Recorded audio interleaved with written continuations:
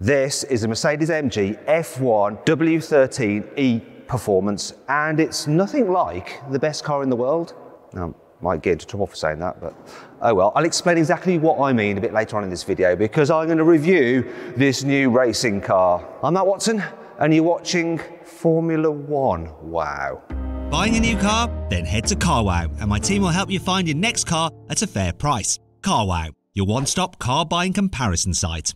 Right, I think I better start off this video explaining exactly why this car is nothing like the best car in the world before Toto Wolff throws his headphones at me. You see, the best car in the world is last season's W12, you know, won the Constructors' Championship, didn't it? This car is completely different. In fact, only two bits are really carried over from that car. It's just the steering wheel and something on the pedals. This is 98% new. It could eventually turn out to be the best car in the world, but we won't find out until the end of the season now, will we? The reason this car is so different than the previous seasons is because for 2022, the rule book is pretty much completely changed. In fact, it's twice as long. One of the changes centre around the wheels. In the past, they were 13 inches. Now, 18 inches. That means you've got lower profile tyres which don't overheat so much, and they have less sidewalls, so they're a bit more precise. Bigger rims are good. However, Mercedes has decided to fit plastic wheel trims to the car. I wonder if that's got something to do with the fact that the budget for the year is slightly less, but more on that later. One of the rules that hasn't changed is the configuration of the engine. So it's still a 1.6 litre V6 turbo hybrid. Now it drives the rear wheels via an 8-speed sequential single clutch gearbox. Power output is 1,000 horsepower, which means this car should be able to do 0 to 60 in around 2.5 seconds, which is slightly slower than I've done in a Tesla Model S Plaid. So there you go, Lewis. I'm faster than you. Well, quicker. Now let's talk about aerodynamics, obviously a key feature of a Formula One car. This front wing is all new. In the previous season, you were allowed 5 planes on the front wing. Now, you're only allowed 4 of them. However, what the rule book taketh away, it also giveth. Now, you can have winglets on the wheels, which weren't allowed before.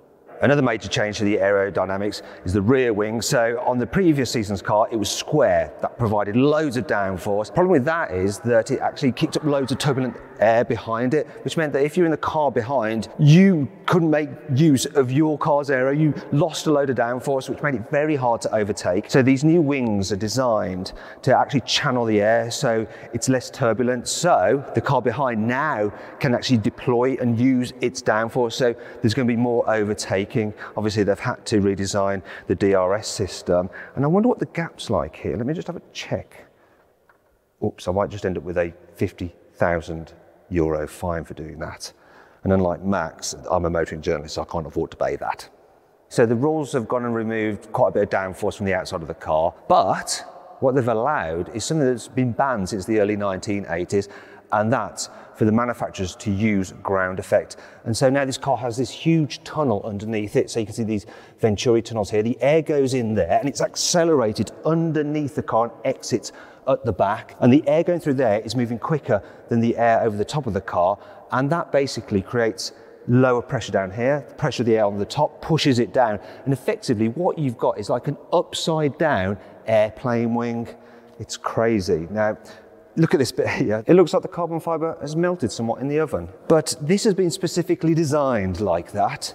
Now, Mercedes AMG's engineers will not tell me exactly what that does and why, but it definitely does something. If you're thinking about buying a new Mercedes, or any car for that matter, make sure you go to Carwow to make sure you're paying a fair price for it. If you want to check out the latest offers, click on the pop-out banner up there or follow the link in the description below. Also, if you're thinking of selling your car to buy another car, then you can also do it through Carwow. So all you have to do is upload some photos of your current car, give a brief description, and our dealers will bid on your car to make sure you get a fair price for it. And when you decide which dealer to go for, they'll actually come to your house, take your car away, and put the money straight into your account. It's dead easy. Now, if you want to do all that at a later date, simply Google "Wow Me Carwow" and we will wow you. Another change for this year is the fuel. So last season, the fuel had about 6% ethanol content. This year it has 10%, so it's effectively E10 fuel, just like you get on your petrol forecourt, although obviously it is slightly higher quality fuel with some extra bits added to it because, yeah, Formula One engine demands that kind of treatment. Now you might be wondering what this E is for. It's an emergency sticker because you see that tab there? You pull that tab if there's a fire in the car and it'll actually set off a fire extinguisher throughout it and fill it full of foam and stuff like that. And the devil in me sort of just wants to pull it. Although if I do that, this car won't be able to race the first race in Bahrain. So, stop it, Matt, stop it. Now, Formula One fans have been complaining that the cars have been getting a little bit too big in recent years, and that makes it harder for them to overtake each other on tight street circuits such as Monaco. That's why this new version is actually slightly smaller than the previous model. However, it is still quite big. You see, this W13 still measures over 5 meters long. However, despite being ever so slightly shorter than the W12, it does have improved crash protection. So it's 15% better at absorbing energy in a crash from the rear and 48% better at the front, which is handy if your rival suddenly decides to brake check you. Anyway, as with road cars, increasing safety also increases the weight. And so this car is actually 43 kilograms heavier than the W12. That weighed in at 752 kilos, whereas this one is 795 kilos, though that's still half the weight of an AMG A45S. Finally, let's talk about cold hard cash.